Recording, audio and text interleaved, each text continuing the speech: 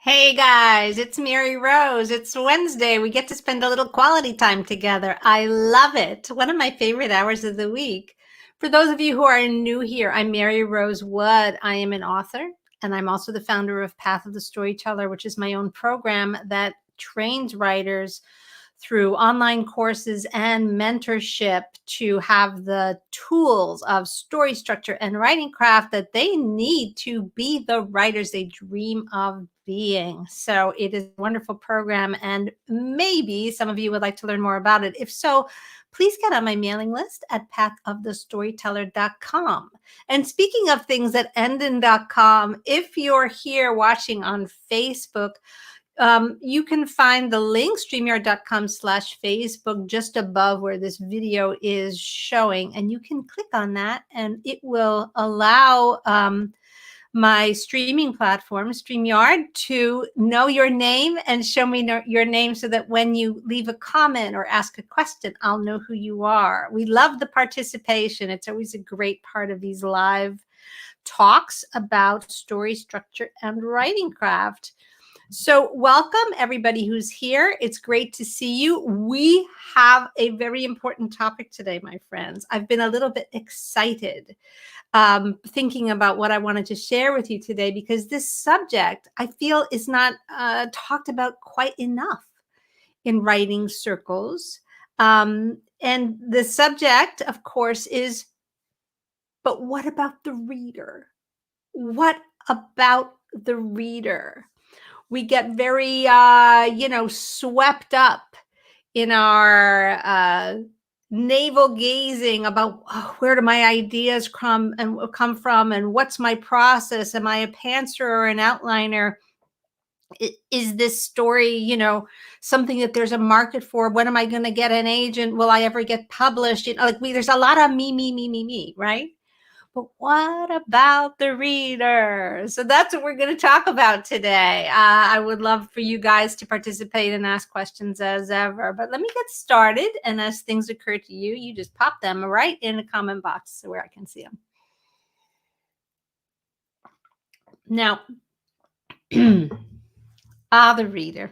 The reader. Who are we writing for? Well, let me just start out by saying that I do feel that it's forgivable. Everything is forgivable, or most things are forgivable, but I think it's very forgivable, highly forgivable, that writers do tend to be a little self-absorbed, especially in the early days of our practice, because we are trying to figure it out. We're trying to find our identities as writers. We're probably trying to even own the identity of being a writer. Many people, when they start out, have a hard time even saying, yes, I'm a writer. That's what I do. It may not be how I earn my living. It may not be something I get to do full time, but I am a writer. It's part of my identity. It's meaningful to me. It's something I'm committed to, right? Even that, getting over that hurdle of identity and ownership is a big deal. And I totally get it. I totally understand why. And so when we're in the throes of that, it's unavoidable to be a bit navel gazing about it, right? Because we're trying to sort it out. We're trying to sort out what writing means to us. Why do we want to do it? How do we get over the threshold guardian energy of those in our lives who may say, oh, that's fine as long as it doesn't take away the time that I want you to spend with me, or doing the things that I need you to do. It's fine to have it as a side hustle or a hobby, but it can't impede working for a living, earning a livelihood. Like, there's always a lot of roadblocks. We've got to negotiate them all. We've got to figure out where's the balance. And we have to find a way to honor our creative impulses in spite of the fact that the world around us may not be, predisposed to nurture it, to nurture those creative impulses. If we can create a nurturing community, if we can find mentorship and colleagues and fellow travelers, that, of course, is a game changer. It's a very, very important thing. when you're developing as a writer, to find that, so that you have an influx of energy, you have an influx of people who are mirroring you back to you as a writer, as someone who's really on a path, on a journey. So that's super important. But the self-absorption is inevitable. We're trying to figure something out. And as we go down the path of forming our identity as writers, we're going to start to have questions about the things we want to write, our impulses to write. We're going to get ideas for stories, for characters, and we're immediately going to be very focused on them, and we're going to create things that are personal to us. Characters that draw from some of our own emotional material, maybe things that are, a little bit autobiographical, things that resonate with us, with our life story. We turn inward to stir the pot of our own experience and emotional truth, so that we have something worthy to write about, so that we have something full of authenticity to draw from. Yeah. So this is why I say it's extremely forgivable. In fact, it's probably inevitable that the writer has to have a certain amount of self-absorption. Even on a practical level, we need to be left alone. We need to carve out time and space that's private, that's quiet, perhaps. We need to be able to shut the door, literally or metaphorically, against the demands of our lives. So again, it's like sort of claiming space for the self. This is all great. There's no worthy process of self-transformation that doesn't require us to be with ourselves, right? There's all kinds of practices that invite us to be with ourselves, whether it's meditation or yoga, right? There's a lot of personal growth that comes from just allowing ourselves to be with ourselves. And yet, that's a phase of the journey. That's a place that we have to go to do the work, but that's not the only concern that we have. Because at the end of the day, we are creating art. And most of us, I think I can speak for most of us, as artists, that underneath our desire to create art is a desire to connect, to put something into the world that actually connects with others. When we are writers, who are those others? They're our readers. That's who they are. So they're always, lurking on the sidelines. They're there, right? Just out of the frame, even as we sit and do all the navel gazing and contemplate all of our stuff, our impulses, our doubts, all of that stuff. The reader is just kind of waiting in the shadow saying, okay, when you're ready, I'm out here. I'm waiting for you. So that's just a little bit of a framework, right, for the self-absorption of the writer. It's fine. It's universal. It's okay. We have to be able to claim private space in order to get going. So this isn't in any way an instruction not to be self-absorbed.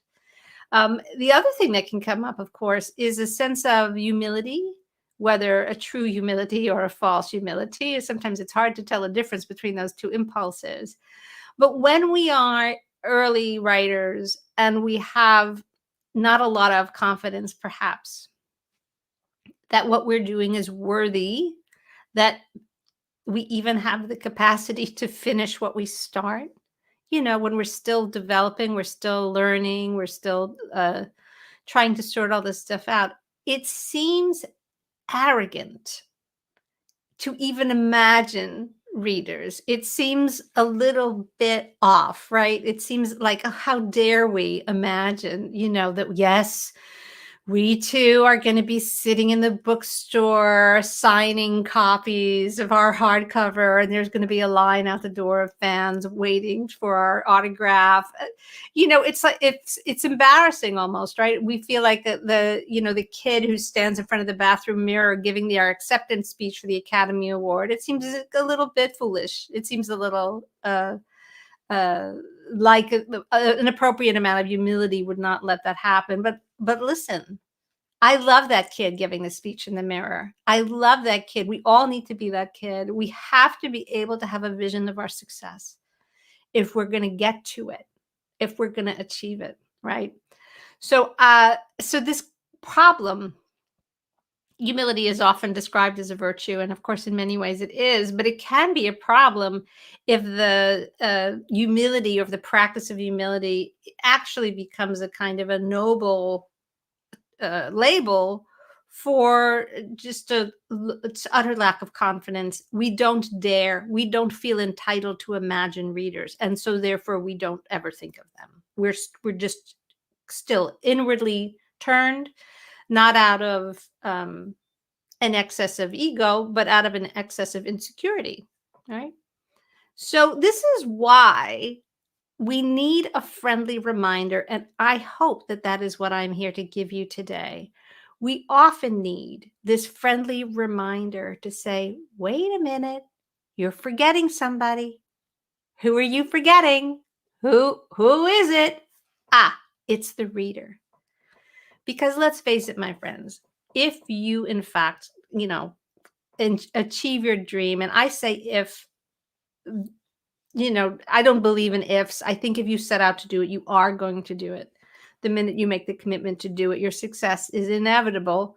There's going to be a lot of steps along the way, and you will need mentorship, and you will need probably more time than you think, but you will do it. You absolutely will do it. So that reader may not be like in your face next week, but there will be readers. They will be here soon, and we need to think about them. All right. So today we're going to talk about how to please that reader. Once we gain the courage and the insight to really think about them, what does it mean? What does it mean to write to please the reader? Right? We are so concerned with just writing to get through the day, to finish to get half an hour, get some stuff on the page. Are we ever going to finish this draft? But we really have to take it to the next level, right? We're going to write to please the reader. So I know I've mentioned Hemingway recently because of the recent documentary about Hemingway's life, but I want to say that one of my favorite quotes about the relationship, and it is a relationship between writer and reader, is a Hemingway quote, which I will paraphrase here because I don't have it fully typed out in front of me. But Hemingway said, he actually wrote this in a letter. He was giving advice to a young writer, that when the writer first starts to work, the writer gets all the kick and the reader gets none. But then later, once you figure out how to work, meaning the writer, once the writer figures out how to work, the reader gets all the kick. And what's left to the writer is a lot of hard work. Now, I love that quote because in my experience, it is true. The pleasures of writing in a self-absorbed state, in an exploratory state early in your practice, are very different than or I shouldn't say very different, they are different than the pleasures of writing later on when, in Hemingway's words, when you figured out how to work. In the beginning, you're finding your stuff. You're finding your truths. You're finding your stories. You're finding the characters you want to write about. And then you start to play with language. And then you're having fun, like in the sandbox, playing with words, putting words on the page, coming up with sentences and imagery and funny bits and descriptions that you like and witty banter. I mean, you're just having a ball making all the stuff and you're putting it on the page. You are giving yourself the kick. It can be a lot of fun. It can be a lot of fun. The reader is looking for something else. And I'm going to talk about what the reader's looking for in a minute. Later on, when you know what the reader's looking for and your focus has shifted, you are not writing to give yourself the kick. There is still great pleasure. There is the creative flow. There is the deep exploration of theme. There is the play with language. There's great pleasure in creating things. It's just that never changes. It never goes away. So I wouldn't say that you don't get any kick. But now that kick is tempered by a constant awareness, an unceasing awareness of how this comes across to the reader. And so it is different. There is self-consciousness in a positive way. You don't forget the reader, right? You've taken a bite of the apple of the tree of the knowledge between published and unpublished. And now you have a knowledge that someone is out there waiting for this, and you want to do right by them. For a writer to have a career, you must have readers. You must have a relationship with your readers. And like any relationship, there are things that you can do to make it work. And so that's what I want to talk about now. So, relationship rule number 1 is to put the reader first. In order to put the reader first, you have to understand the reader. You have to take time to stop thinking about yourself and think about the reader. One of the most important things you can know about your reader is how their brain works. And now this is a fascinating topic. I'm just going to dive into it a little bit because there's a lot to say about it. But the brain of the reader is a human brain, and human brains are incredible. Reading is a process that creates a lot of activity in the human brain. And to put it succinctly, the thing that we know about what goes on in the human brain when people read is that the brain recreates inside a kind of a simulation of lived experience based on what is being read, so that the reader experiences reading not as something that's happening outside of them on the page, but as something that they themselves are experiencing. They are having the vicarious experience. What they're reading is as if they are living it. Now, those of you who are avid readers, and I'm sure most of you who are watching this are, know what that feels like. When you are deeply absorbed in reading, you lose a sense of sitting there on the bus, on the train, right? Or on the sofa. You lose the sense of being where you physically really are, and you have imaginatively transported into the fictional world. So much so that you will miss your stop if you're on the bus or the train. So much so that if you're sitting on the sofa and somebody speaks to you, dinner's almost ready, you don't hear it because they're not in the world that you're in. Your body may be among us, but your imagination is fully engaged with the fictional world that you're reading. There's really, to my mind, there's nothing like this. There's no other artistic or aesthetic experience that creates quite the specificity of this mirage, this immersive experience. I always think of, nerd that I am, I always think of the invention of the holodeck on Star Trek, where you could have an imaginative experience in an invented landscape physically there. You could do it. You could be in it. You could be in it. A well-written work of fiction does that to the reader, and it's observable in the brain. It's actually something that neuroscientists can really understand. So once we understand what's going on in the reader's brain, that has a tremendous impact on what we do on the page, because now we start to understand that the words that we put on the page are not there to make us feel like, oh, clever me. Didn't I come up with a piece of witty banter there? Oh, I really like that description I wrote. That really feels good, the way I, pulled out some of those cool vocab words and strung them all together like that. That's not what we're looking at now. Now we're looking at what we've put on the page, and we're thinking about, how is this going to impact the what's going on in the reader's brain. The term for it, by the way, is the fictional dream.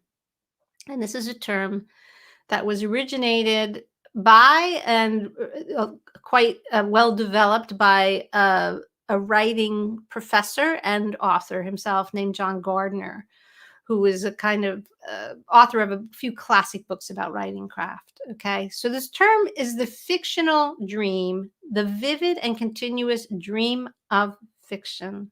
So he knew this and knew how to describe it before neuroscientists were actually able to put, people in a scanner and watch the delicious activity of the brain that was caused by reading, indistinguishable from actually having the experience. Reading about the experience and having the experience to the brain, it's the same thing. Incredible. This blows my mind. All right. So we have to understand the reader's brain. There you go. We also need to think about who our reader is. Who is your reader? Who is your intended reader? Again, early in our careers, early in our practices, before we get published, we're just like grateful to think we might ever have readers. Like anybody who wants to read my books, bring them on. I'd love to read it. But we all know that there are countless books in the world. There are more books published all the time. There's lots of people out there writing all kinds of stuff. And a good thing too, because there's all kinds of readers. There's readers that like a challenge. There's readers that just want something that goes down smooth and easy without too much effort. There are readers who will not go near fiction. They are nonfiction readers. They like history. They like, social commentary. They like memoir. They are not interested in fiction. There are readers who prefer fiction. There are readers who prefer books that have romance in them. There are readers who prefer books that are hard-hitting, that grapple with social issues. There are readers of different ages.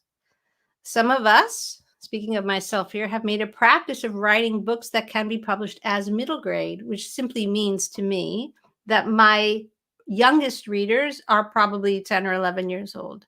Are they my oldest readers? No. I have lots of adults who read my books, but my youngest readers are around that age. And I bear that in mind because I want to be able to continue to serve the readers that I've chosen. I've chosen readers, right, in that age range. But some of you are not going to be writing books that are marketed as children's books. Some of you are going to be thinking about adult readers only. Some of you are going to be thinking about writing books that can be marketed as YA, so that the teen reader is a very important part of your market. Again, lots of adults read YA, and if you don't know the term YA, it stands for young adult. And so those get published and marketed for teen readers, but the readership age is actually quite broad. So you need to think about who your reader is. Are you writing for someone very like you?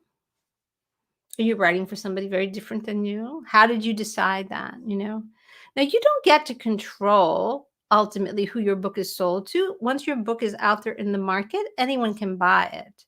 So this is kind of a thought exercise, but it is a useful one. Because if you don't know anything about who your reader is, it's true that all readers' brains have the same kind of wiring, the same capacity for the vivid, continuous dream of fiction that John Gardner writes about. But the adult who only likes hard-hitting, issue-oriented nonfiction is not necessarily going to pick up your charming romance about moving to Tuscany, renovating a house, and finding true love. So are you trying to please that reader? No, he's never going to pick up your book. So think about who your reader is. I like to give my students an exercise where they actually really, really picture their reader. Who's your reader? Give her a name. What is she like? When does she read?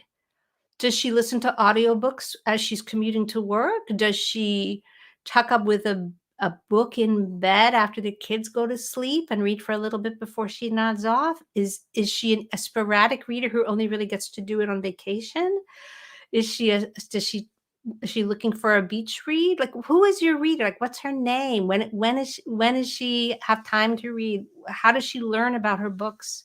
Does she hear it from friends? Does she read book reviews? All of these things that help kind of personify who your reader is. It's a very useful exercise, and I encourage you to really think about it. So rule one of any relationship: get to know your partner. Get to know them. How does their brain work? Who are they really? Okay. So good advice for all relationships. But right now we're talking about the relationship between writer and reader. All right. Second rule of a good relationship between you and your reader: Keep your promises. Keep your promises. Again, this is good for any relationship. What does it mean in the context of the relationship between writer and reader? If you promise your reader a cozy mystery, don't pivot a third of the way in to a gory horror tale. That's not what that reader is looking for. Know your genre, first and foremost. If you start out writing a middle grade book, and this would never happen, I don't think, because publishers would serve as good gatekeepers about this. If you start out writing a middle grade book, don't pivot in the middle to something that is not suitable for the age group that you've invited to read your story. You can't say at the end, well, I got an impulse, to make the book adult halfway through, and so that's what I did. No, you have to understand who your reader is. You made them a promise, you have to keep it. So you have to know your genre. You have to know what you're doing. If you've chosen to write something that's romance, there's some romance that's super racy, there's some romance that's less racy. There are different readers for these different kinds of books. And if you start out promising one kind of book, that is the kind of book that your reader's expecting. And if you break your promise part of the way through, they're going to be confused and disoriented. It's going to make the fictional dream go poof as they say, wait a minute, if I had known, I would not have started this book. It's an investment of time. So let the reader know what they're in for, honestly. Now, that sounds like a marketing decision, but it really, and it may in fact be somewhat of a marketing decision, but it's not a writer's problem. You are the one that gets to decide what genre book it is. You are the one that places it squarely in that genre. You are the one who bears the conventions of that genre in mind all the way through. And I am not talking about following formulas. I am talking about the fact that there are different types of stories, and you know what they are. It is a murder mystery. It is a romance. It is literary fiction that explores, some unexpected challenge in the life of some interesting person, and they go on a journey of change. It is a cautionary tale about making bad choices that ends tragically. Like, you know what you're delivering. You're deciding. This is an artistic decision before it's ever a marketing decision. Yes, it is true that some books are noted as, oh, it's a mashup of something. It's an alternative history. It's a dystopian with a romance subplot. It's a murder mystery with magic. We call it the genre mashup. And that is fine, but you still have to know what you're doing, right? You still have to not let it happen by accident. It's something that you've chosen. And your reader's going to know what it is that they're signing up for when they start to read the book. And you're going to keep your promise to the reader. All right. That's something that will please them. Another promise that you need to keep to your reader is who the main character is. And again, I'm not saying that once you establish a main character, that character is not supposed to change. Au contraire, my friends. As you know, if you've been watching these videos, your character is there for the sole purpose of going through some kind of meaningful transformation. That's what a story is all about. But if you start your book and it's about Jane, and 40 pages in, you decide that you are more interested in David, and the plot then follows David. Those first 40 pages about Jane are, as they say in show business, lying there like a lox. Like, what was that about?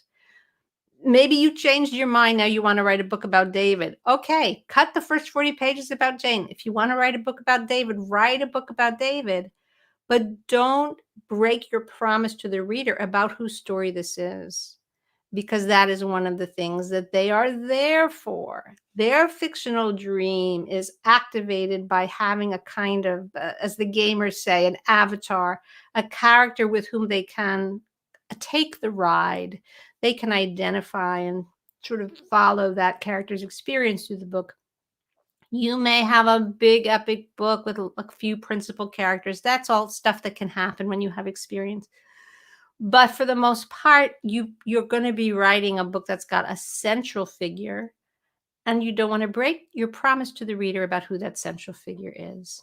When that rule is broken, by the way, people can't stop talking about it. And when, like in film, one of the great examples of that, of course, is the Hitchcock movie Psycho, in which we meet one character and we're utterly convinced that this woman is the main character of the tale until she gets murdered in her shower. And then it becomes clear that, oh, well, she's not going to be the main character now because she's dead.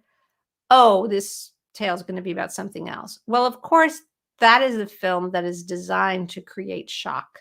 What could be more shocking, right, in that genre than to fool the viewer to that extent, to make them identify with the character thinking this is the protagonist and then have her meet a gruesome and untimely end. That's why it's Hitchcock. That's why it's horror. That's why it's shocking. So those kinds of pulling out the rug from underneath the reader can be done for effect, but I don't recommend it in a novel so much. To me, that feels like the kind of thing that's going to work better in cinema, because at that point you're sitting there in the dark and you're kind of a prisoner of the experience. It has a little bit of a hold over you. Readers can put down the book very easily. We don't want to give them an excuse. All right. Keeping a promise about genre, keeping a promise about character, and the last promise I want to make sure you keep to your readers is a promise about the plot. Just as you don't want to get 40 pages in and just abandon the character that you've established as the principal character and just go off on a tangent about some other character that catches your eye, you don't want to start writing a book that purports to be a story about a girl from Kansas who ends up in Oz and wants to get home to Kansas. And then partway through, you decide, no, I don't want her to go back to Kansas. That would be boring. I kind of want her to run off with this scarecrow. I think that would be fun. This is going to turn into a rom-com, and the two of them are going to run around Oz having adventures. All right, it's a silly example, but once we set the dramatic question in motion, here's this character, what she wants us to get home to Kansas and go. The entire plot is driven by that desire. And so if we just allow it to disintegrate at a random point halfway through, this is the kind of move that is, it seems, the writer got bored and decided to make a change, but this is the kind of move that makes the reader throw the book across the room. It's like, wait a minute, I just got invested in that.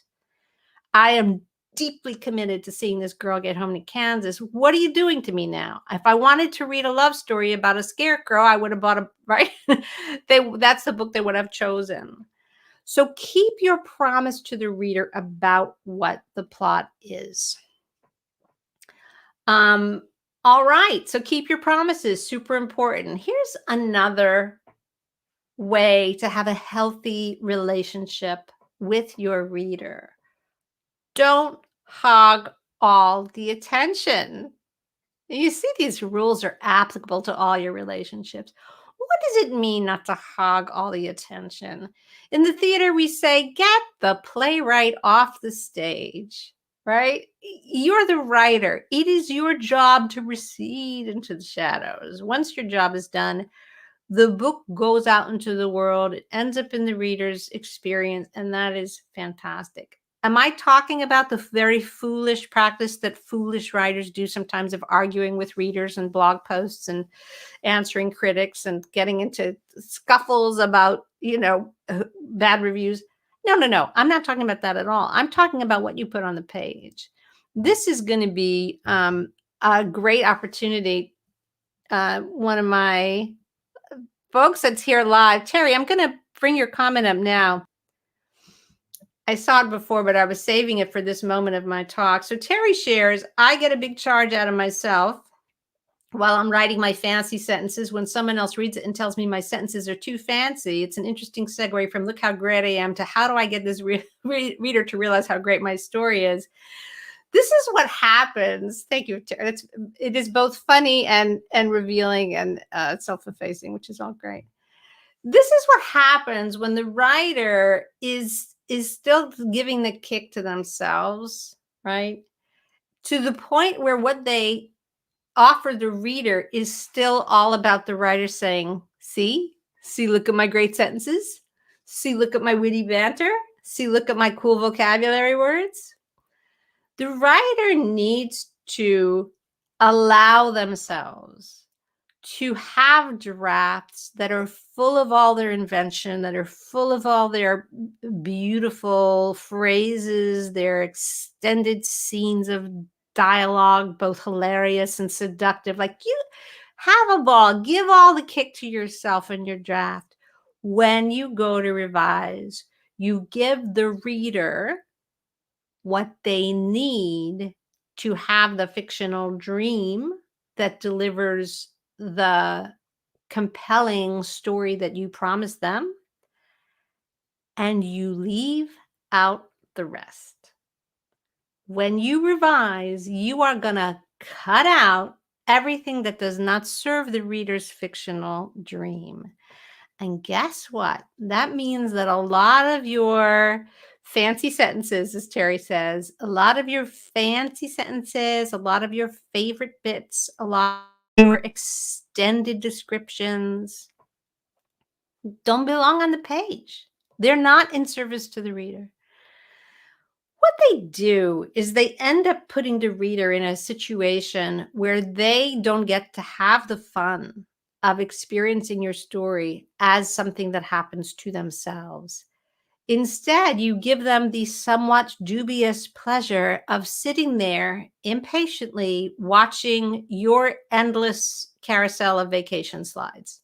You had this great experience and you've documented it, and now you want to make them sit through it.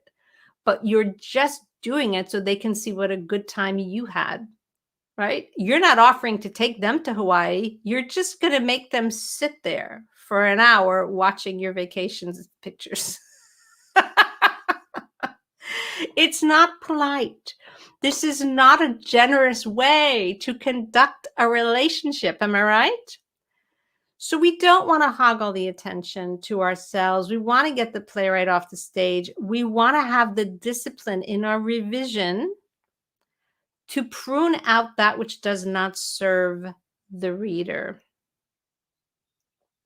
I want to share, Nancy, love that you're here, Nancy. I want to share what Nancy just posted in the comments, that this gives a new meaning to what a draft is. It's liberating because it means you can experiment. This is such an important point. Your draft is the place where you play. It is the place where you experiment. It is your notebook full of sketches. It is your going to the market and finding every conceivable ingredient that catches your eye, and you bring it home and you lay it all out on the kitchen counter, right? And then you think, okay, I'm having guests for dinner. What am I going to make? You don't have to use it all. You don't have to use everything you bought, nor do your readers have to force themselves to eat everything you cook for them, right? You are now in a position of having a lot of material, of having fully examined the nooks and crannies of all of your ideas and impulses.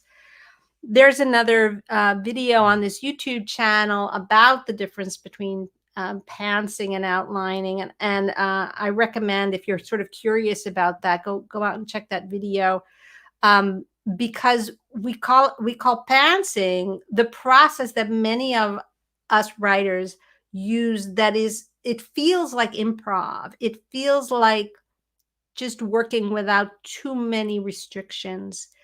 And it is an incredibly fruitful thing to do if you are wired that way. I do consider myself somewhat of a pantser. And in fact, I have a background doing improv in my theater days. I actually did improv, studied improv, and performed improv. So I have, in a sense, a craft of doing improv. I have a technique, a structure about being loose and unstructured, which is, to me, is what I recommend. Not to so much pants in the dark, but to pants within a solid understanding of story structure, so that the material that you're inventing is a useful material. It may or may not end up in the final draft after you go through the revisions, but it's in the ballpark. It's, I guess, an equivalent would be if I go back to my image of like you go to the market and you buy all these ingredients and then you decide what you're going to make with them, and there's no imperative that you use them all, and there's no imperative that your guests clean their plates either, right? It's selection at this point. If you went to the market and you didn't know what was edible and what wasn't, and you bought a lot of things, and some of it was cleaning products, and some of it was hardware, and some of it was paper goods, and some of it was edible, at that point, when you go to actually cook the meal, you have a lot of stuff on the table that's not even usable. So when you understand story structure, you can still go on that wild shopping excursion and just say, "Oh man, it didn't occur to me to get artichokes, but those look so good. Let me see what I can do with them." Right? You're just going to have stuff that's edible. You're still going to leave a lot out. It's not going to suit what you ultimately decide to make for your guests, but at least it's all edible. That to me is the difference between having an improvisatory process within a solid craft of storytelling and just saying, I don't know what I'm doing, so no rules apply to me. That is a bit of a wasteful process. That puts you in a situation of having to reinvent the wheel. And believe me, people have been telling stories for so many thousands and thousands of years that there is no need for any of us to feel that we need to reinvent the wheel. We are practitioners of an ancient craft, and we should take great pleasure in that. I know I do, and I hope you will too. It's we may start out self-absorbed, but we are never truly alone. We come from a lineage of storytellers. So the difference between drafting and revision, though, is profound. And I love Nancy's comment because she's making that distinction, and it's so important to remember whenever we talk about writing craft, we have to be specific about what are we talking about when we're drafting versus what are we talking about when we're revising. Revision is where you go through the process of making your draft reader-centric, making it designed purely with its fullest intention, its true purpose, which is to give the kick to the reader. So I'm gonna finish up with one more, and this one, this could get a little controversial. I don't know how you guys are going to feel about this, but my last piece of advice about having a great relationship with your reader is don't rush the relationship. And by that, I mean, don't publish too soon. When you have a draft and you've polished it up, maybe you went through with a spell check and a grammar check, maybe you had a friend read it and give you some advice about the commas. The next step is not necessarily, okay, how do I publish this? People use the word publish now in a way that has a multiplicity of meanings, and this is not a bad thing. But the technology of independent publishing has shifted to the point where there are lots and lots of people out there writing, striving to be writers, imagining careers as writers, and this is fantastic. But the option to independently publish is now offered to writers by many folks who are out there saying, indie publish. Why wait? Why go through the hassle of having to get an agent? Why go through the drama of submitting your work to a publisher and seeing if they like it? Why don't you just publish? What does the word publish mean? The word publish to me means that you have determined that this work is ready for the readers. It has been designed, revised, polished, and gone through the whole process of being made an experience that is reader-centric. It is not about author saying, oh, I published a book. I'm a published author. Now I'm published. I've published 10 books. I've published 15 books. You can attach the word publish to your name and say, I'm a published author. But that's not what the word published means. It doesn't mean anything about you. When you say publish, it means that you have, that's the the holy wedded matrimony, right? That is when you have committed. No, this book, I made this for the reader and it is ready for them. I am now making a commitment that this book that I put out into the world and I'm calling published has gone through all that is necessary for it to be ready for the reader. So why do I say don't publish too soon? Because the opportunity to publish too soon now exists in a way that it didn't used to exist. And it's kind of like saying, I went on a first date, and the next step is marriage. It's like, that's not wise. It's not necessarily appropriate. When we rush to publish, when we sort of fall into the enthusiasm of the independent publishing community and who say, publish, go ahead, why not publish? Who's stopping you? That impulse is also a little bit about attaching a label to your identity. Like, okay, now I've published a book. Now I've published a book. It's like, are you thinking of your reader? Have you gone through the journey of learning how to write for the reader? Now, the truth is that even very experienced authors with lots of traditionally published books, and I, am fortunate to count myself in that category right now, it takes us a lot of time to get a book ready for the reader. It takes a lot of time. And then when we thoughtfully revise our work until we think it's ready for the reader, we engage with very professional people, copy editors and editors, and they challenge us to do even better. And then we have to go back and we got to do it again and make it really ready for the reader. We thought it was ready for the reader, but there's more work to be done. So I can't tell you, any of you individually, whether your current work in progress is ready for the reader or not. But I can tell you that because the capacity to rush to publish it's been made easy, you have to have the discipline within yourself to think about your reader, to get a grip on your writing craft, to devote the amount of time that is necessary to being the kind of writer who has the discernment to know when your writing is ready for the reader. I strongly recommend training. I strongly recommend skillful critique groups. I strongly recommend working with professional editors. If you're in the indie publishing mindset, make sure that you have a bank of pros. I don't mean pros, Prose. I mean pros, professional caliber editors in your contacts so that you can bring some pro discernment in. It is a lifetime journey being a writer. We're always striving to learn more, to do better. Our work continues to develop. It's like so many things in life. This is a marathon, not a sprint. So don't rush the relationship with your reader. The better your work is, the better it serves your reader, the more successful your ultimate attempts to publish will be. And in case anyone thinks that I'm like kind of focusing here just on the indie publishing community, I'm not, because even writers who know that they're really seeking to be traditionally published are guilty of the same thing. They finish a draft, they tidy it up, they write a query letter, and off to the races they go trying to find an agent.